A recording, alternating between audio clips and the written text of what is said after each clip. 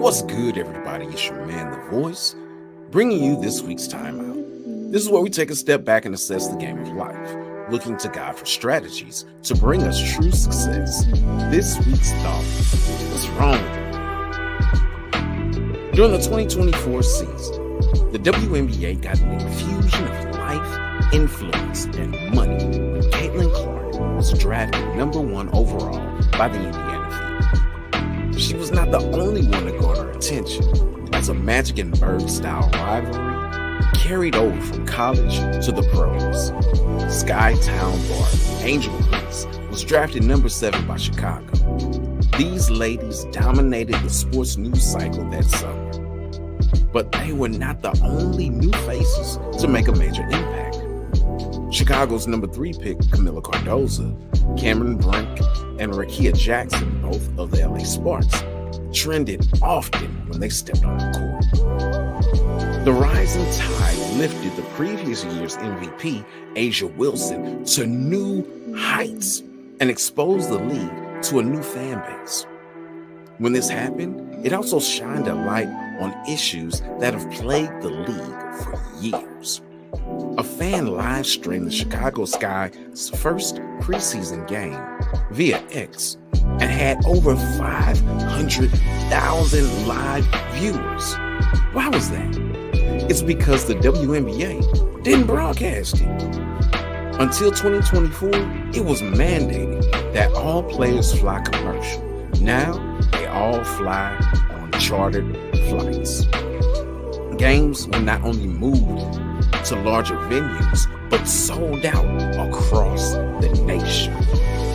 What was the problem?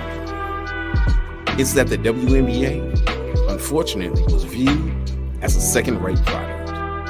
Though they experienced record growth just the year before, the people in charge had no idea that the league would see this kind of explosion just because a player or two was drafted.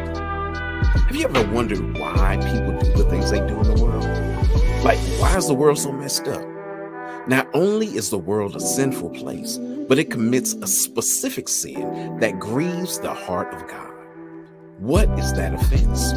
It's rooted in the same principle that caused mankind to fall in the garden, and it's behind every sin that we've committed since.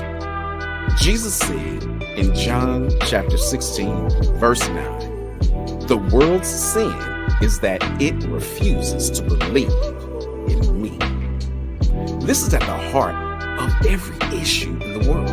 If we believe in him, then we would do what he says, like loving our neighbor as ourselves.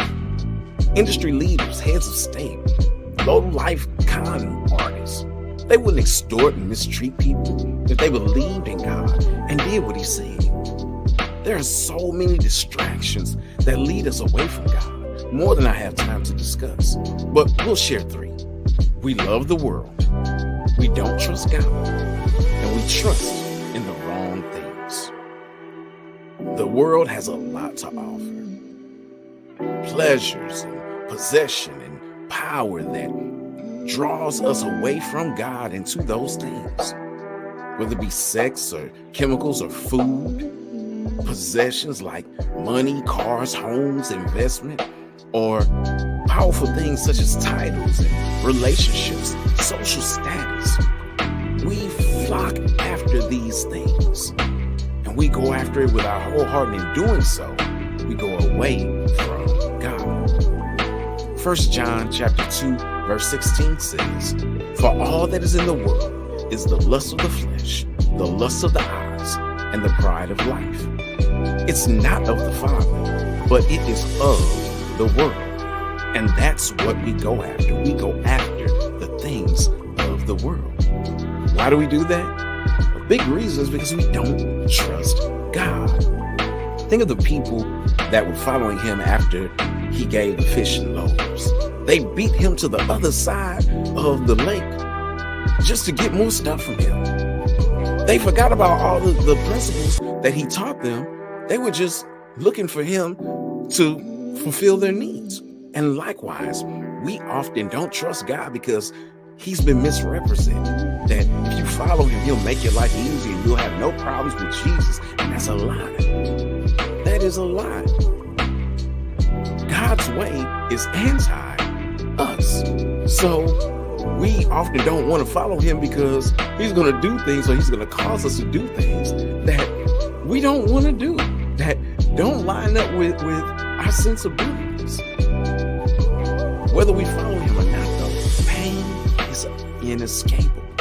So you may as well follow him and have the benefits that come with him being there with you and trying to face things on your own. We also trust in the wrong things.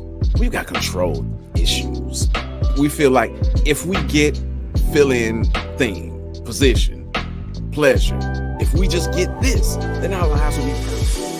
And they won't be. That's why so many powerful, rich, and influential people still commit suicide.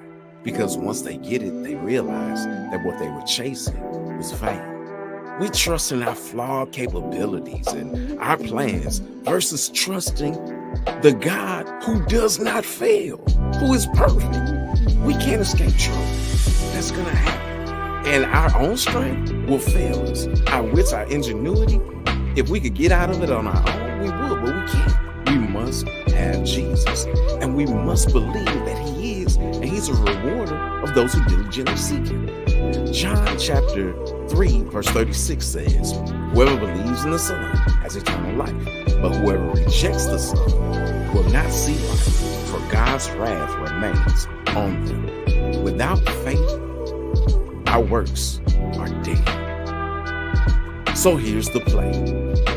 What's wrong with the world is that we don't believe in Jesus.